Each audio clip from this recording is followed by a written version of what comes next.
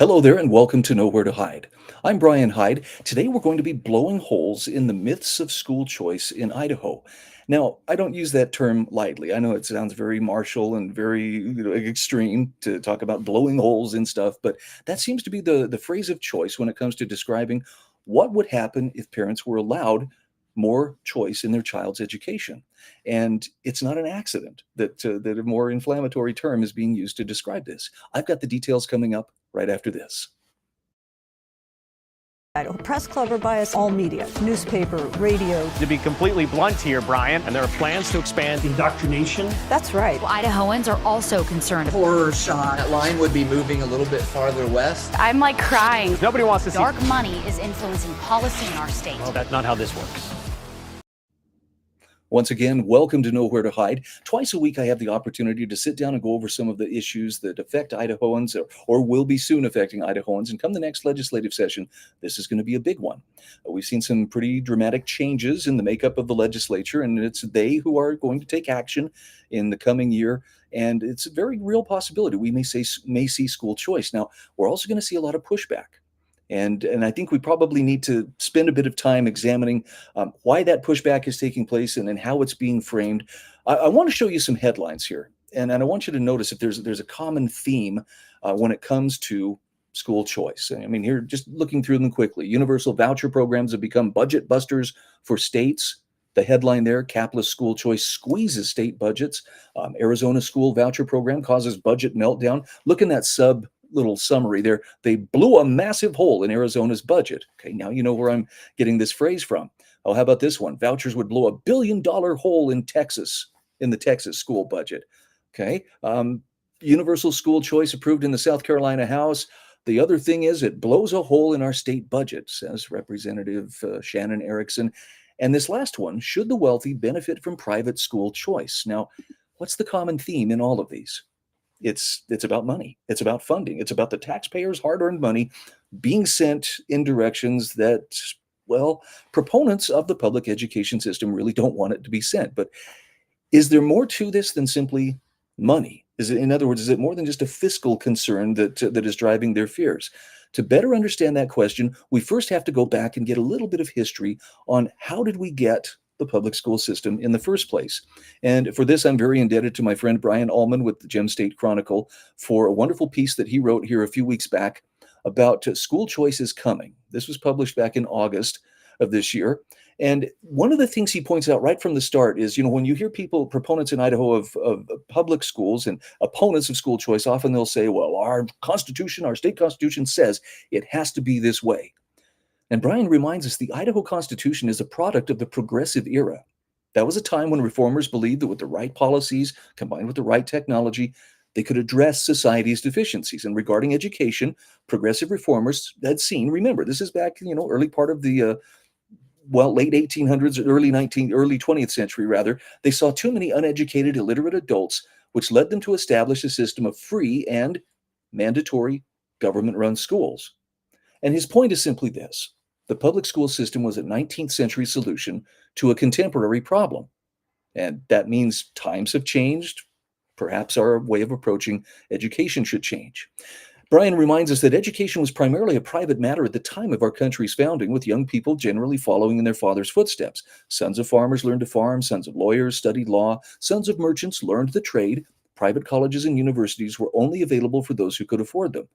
Okay, well, how did people get educated then? Well, more often than not, they were educated on their own. In other words, in their own spare time, in their home, or, in their spare time when they weren't, busy splitting rails or, harvesting crops or whatever. But as the number of government-funded schools increased in the late 1800s, you saw, first of all, Horace Mann brought back the public education model from Prussia. He liked the order that it instilled. He liked the fact that it pretty much gave us citizens that knew their place and knew to do what they were told. Better clerks, better soldiers, better workers, but not so much in the way of, independent thinkers. And as the number of government-funded schools increased in the late 1800s, you saw Catholic schools attempting to access state funding. And that's when James Blaine, a powerful congressman from Maine, opposed funneling public money to parochial schools. And he actually attempted to pass a constitutional amendment to that effect. And although the federal constitutional amendment failed, many states, including Idaho, adopted similar clauses in their own constitutions. And you'll often hear people say, well, the Blaine Amendment forbids using public tax money for private schools, especially schools which may have more of a faith-based approach. So, going back here again, the first compulsory school system was established in Massachusetts in 1852. This was under Horace Mann when the legislature passed a law requiring young children to attend grammar school. Parents who kept their children home risked losing custody. By 1918, every state in the Union had enacted compulsory education laws. Now, maybe I'm wrong for pointing this out, but I'm more and more becoming of the opinion if something has to be compulsory, you have to wonder if it's such a good idea. The really good ideas people should be able to be persuaded to without, force or a threat of force. But leaving that point aside, these Blaine amendments were deemed unconstitutional by the Supreme Court fairly recently, insofar as the government can't restrict public funding to sectarian institutions if it provides funding to any other institution. In fact, there are a couple articles that Brian links to in his article on the Gem State Chronicle from former State Senator Brandon Durst and another one by Representative Elaine Price. Nevertheless, Idaho's version still remains in the state constitution, and it will stay there until it's repealed, either by a vote of the people or directly challenged in court. So that's one of the concerns. But here is one of the concerns that goes beyond just the funding question, and that is during the 1960s, many public schools shed their Protestant character, and the vast majority of public schools in America prior to even the Blaine Amendment were Protestant in nature. They adopted a supposedly neutral worldview in the 1960s, but in reality it was secular, humanist, socialist, rejected Christianity altogether. Engel versus Vitale in 1962, that was the removal of prayer from school, and with that, a whole new supposedly neutral worldview was ushered in. But it's not really neutral. The Bible was out. Howard Zinn's Marxist tome, A People's History of the United States, was in. And this shift has predictably led to the situation where we find ourselves today, where you have a majority of students falling short of proficiency in things like reading and arithmetic, but they're fully up to speed on DEI and radical gender ideology. That is the sticking point for most parents who want education choice. It's not so much a matter of they're just, trying to figure out what's the best fiscal use of these taxpayer dollars and our money in our kids' education. They want to make sure that their kids aren't being indoctrinated into something that they don't wish to see them indoctrinated into. And you'll find people who say, well, the public schools aren't for what the parents want, it's for what society wants. And to that, I can only ask, whose child is it? So the first quarter of the 20th century, Brian says, has seen a revolution in education. You saw things like the Khan Academy bringing high-level math instruction to your child's screen, and today there are nearly unlimited avenues for learning. But the days when the most efficient system was putting 30 students in a classroom, all of the same age for the whole day, those days are gone. And from here, Brian gets into, that's why we need alternatives, and this is why school choice is becoming such a big deal. The problem is we're taxed in order to pay for the public schools. And don't get me wrong, for some kids, that structure is actually the best place that they can be.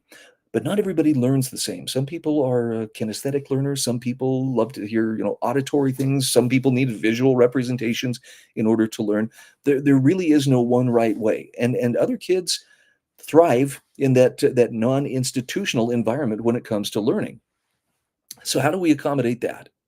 And if we're really serious about, well, the funding has to go only, to things that fit within the what prevailing political worldview of the time, we could be leaving a lot of educational options off the table. And that brings us to the question, so how do we do it?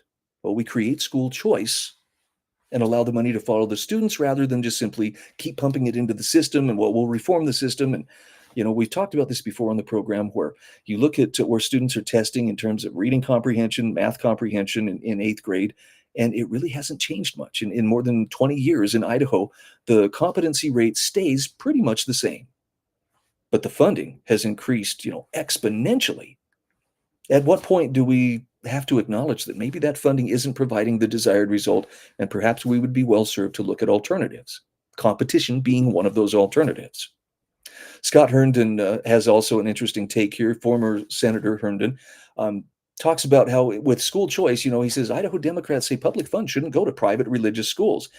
And yet These are the same folks who supported the launch program. The results of launch, public funds are going to private religious colleges and universities.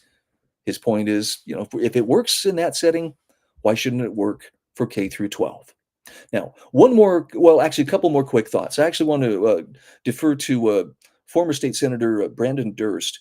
He talks about school choice being a defining issue for Republicans. I wanted to share his thoughts here because he points out some of the very common misdirections that take place, saying we all have heard the critics of universal school choice raise concerns, many of them intentionally misleading or flat out wrong. But he says, let's address them. First, the benefits of school choice extend to all communities throughout Idaho, not just urban areas. When you include options like micro schools and pods, rural areas will see improvements in educational opportunities. Oftentimes that's used, well, what about the poor kids out there, on the Camas Prairie? What are they going to do? It would work for them too. Next, opponents of school choice often use the term voucher to describe refundable tax credits or education savings accounts. But Brandon says this is intentionally misleading. Vouchers and ESAs are distinct mechanisms, and conflating the two just serves to confuse the public and detract from meaningful debate. Critics know the difference, but they choose to blur the lines to undermine support for school choice. It's kind of like blowing a hole in the budget. It's an inflammatory term. I still believe it must have tested very well in terms of, people don't like that term in some focus group, and so that's why they've stuck with it. Additionally, he says numerous studies have shown competition improves all schools, including public schools. When schools must compete for students, they're incentivized to improve their offerings and outcomes. This competition fosters innovation and raises the overall quality of education, benefiting all students, regardless of the type of school they attend. I maintain if this is really the goal, then we really shouldn't fear competition. All right, finally, expanding school choice actually can help to reduce the overall cost of education. Here's why. The state of Idaho is currently mandated to provide education to every school-age child living in Idaho. Now, school choice programs regularly operate at a lower cost per pupil than public schools. So an education savings account with rollover also ensures that the cost of tuition doesn't artificially increase. Yet critics regularly say school choice programs, say it with me, blow a hole in the budget, but they fail to acknowledge that the total cost per pupil is less. And this kind of intentional game playing is wrong, and he says this should be rejected by all Idahoans. So there's some food for thought. I'm not telling you, boy, you should hang on every word and you have to believe everything that I just told you. I'm just saying there's another side to this than the blow a hole in the budget and, we can't be having, sending our tax dollars off to fund religious schools. Let's let some competition into the equation and see if the education situation improves on all fronts. And for those who just simply can't stomach that idea, the question I would have is, why is that?